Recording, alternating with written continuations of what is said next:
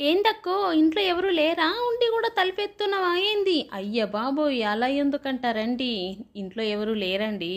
మా చిట్టి తల్లిని స్కూల్ నుండి తీసుకురావడానికి నేనే వెళ్తున్నా. ఇదే రూట్ అండి. మీకు అందరికీ తెలుసు కదా. అయినా చెప్పుడు మర్చిపోయినా. మా ఊరి పేరు తెలియదు కదా మీకు?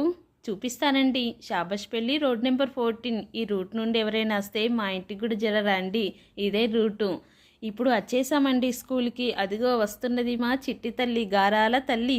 రాయబిడ్డ ఇంటికి పోదాము అని అంటే, అద్దు నాని, నేను అద్దు మమ్మీ, నేను పోతా, నేను ఆడుకోవడానికే పోతా అనుకుంటా పోయి ఆట ఆడుతుందండి.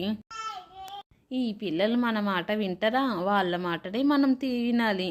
ఇదిగో అండి నా డ్యూటీ. చూడండి, నేనే ముందు వెళ్తా అని వెళ్ళి ఇంటిగడ నుండి వస్తుంది. నేనే ఫస్ట్ వచ్చినా అని చెట్టు కడికి పోయి, మమ్మీ ఇదేం చెట్టు అనుకుంటా అంటే, అదా కంది చెట్టు బిడ్డ, పూలు కాస్తున్నాయి.